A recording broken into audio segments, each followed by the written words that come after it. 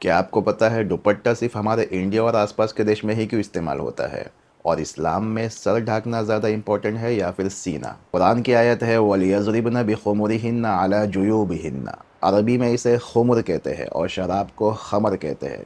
मतलब कि जो चीज़ जो अकल को या सर को ढाक ले उसे खमर कहते हैं। शराब में भी अकल ढक जाती है और खुमर से यहाँ पर सर ढक जाता है। सर को ढकना पहले मज़हब के अंदर भी चला आ रहा था, यहूदियों के अंदर, ईसाइयों के अंदर, और एक चीज़ कल्चरल थी। अरब लोग भी सर को ढाका करते थे। लेकिन इस्लाम ने एक चीज़ यहाँ पर ऐड की कि औरतों को चाहिए कि अपनी खुमर, अपनी ओढ़नियों को अपने सीने पे डालें। और आज के दौर में ये जो मिलते ही, ये दुपट्टा नहीं बल्कि सिंगल पट्टे हैं। बाज़ औरतें इसे गले में पहनती है जिसका कोई फ़ायदा नहीं, और बाज़ मुसलमान औरतें सर तो ढकती है, स्कार्फ पहनती है, लेकिन उनका सीना खुला हुआ होता है। तो पता ये चला कि सर ढकना पहली किताबों से चला आ रहा था और एक कल्चरल भी था। लेकिन इस्लाम ने जिसके अंदर ऐड किया, जिसको ज़रूरी लाजिम दिया, वो है सीने को ढकना। हज़रत आयशा रज़ी अल्लाह ताला अन्हा फरमाती है कि जब ये आयत नाजिल हुई तो औरतों ने अपनी चादरों को काटा और उसके दो हिस्से बना दिए, यानी कि दो पट्टे बना दिए। यानी कि पहले के ज़माने में चादर हुआ करती थी, मैं आपको बताऊँ, कंप्लीट हुआ करती थी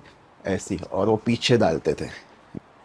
बाद में उसको काट के दो पट्टे बना के आगे इस्तेमाल करने लगे।